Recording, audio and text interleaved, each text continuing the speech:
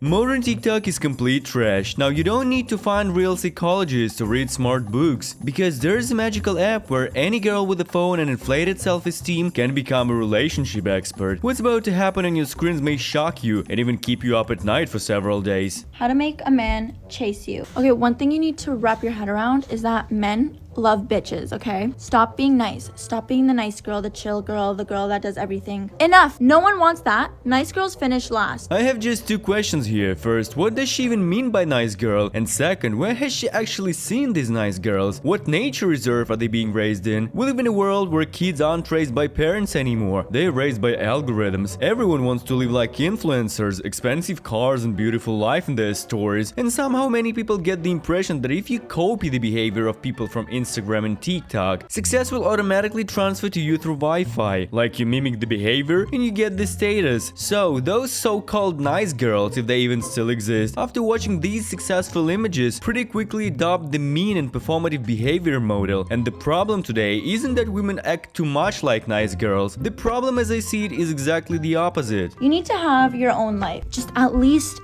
fake it. Just at least fake being busy. Just a fantastic piece of advice. Instead of building trust and being a normal, real person, we're being told to pretend. So the foundation of the relationship is immediately a mask. Great advice, what could possibly go wrong? And of course the thought that sooner or later all of this will be exposed isn't even considered, because at some point it will come out that behind all this business is at most scrolling TikTok and forwarding memes to a friend. How about instead of pretending, you actually start living your own life and do something interesting? Or I don't know, just go to work? And where have you ever seen people who literally have nothing to do, who sit around all day doing absolutely nothing? That's either children of rich parents who are being supported, or wives of rich husbands who are again being supported. Because everyone needs money, so at minimum you have to go to work. Next is stop over communicating. You need to leave some gaps, leave a little mystery. Not a little actually, like a lot. Stop talking too much. Like there's nothing left for him to be like, oh, I want to get to know this girl. He already knows you now. The whole point in chasing and the whole concept of it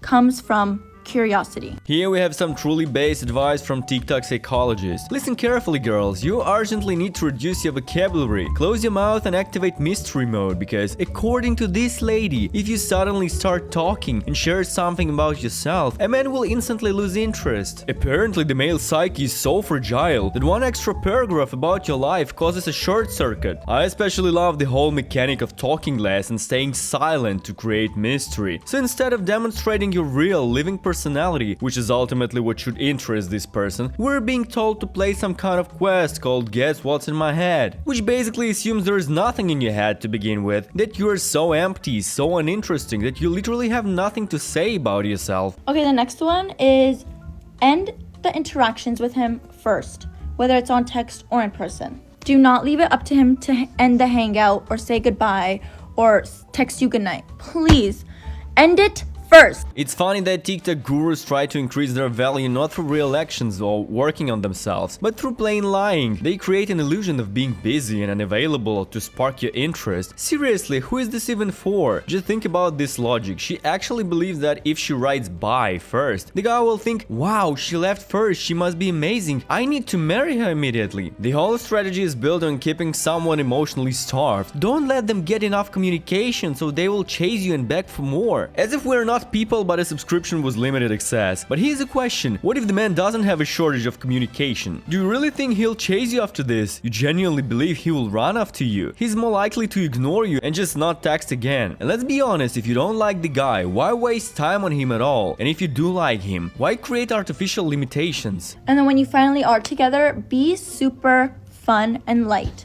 Don't make them feel exhausted by being around you and think that you're too naggy, you're too loud, you talk too much. Like, be feminine, be flirty, be cute, demure. I'm genuinely amazed at how two completely opposite principles can coexist in one head. First, she suggests distance and leaving things unsaid to spark a man's interest, and then you're suddenly supposed to be easy, flirty, and feminine. So which one is it? Because these are two completely different states. And this is classic TikTok psychology: confident tone, categorical statements, but the moment you dig even slightly deeper, the logic starts falling apart. In the end, the advice is coming from someone who likely can't even build basic intimacy with other people, yet believes they have the right to teach others. That's why the advice turns out so illogical and contradictory. This is an expert opinion. It's more like broadcasting her own internal chaos. I know this all sounds super toxic, and you probably won't have to do this with the guy that's the one for you, but this is just how it works. So play them before they play you. The men we don't want only want us because we're unavailable, we're busy, we're hard to get. So if someone is bored with you, the best way to spark interest is to pretend you're bored too. By this logic, the best way to get married is to want nobody, look at nobody, and walk around with a stone face 24/7. And the funniest part is that even after finding the one, she still advises continuing these psychological games. How do you think those relationships will end? Just take 3 guesses. How to manipulate a man to giving you what you want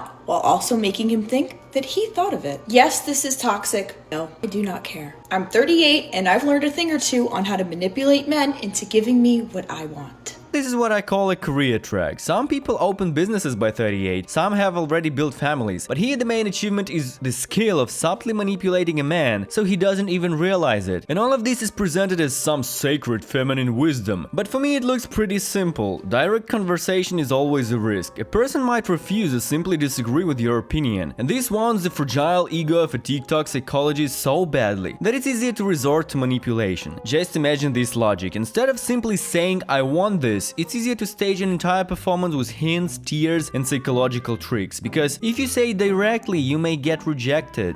Girl cry.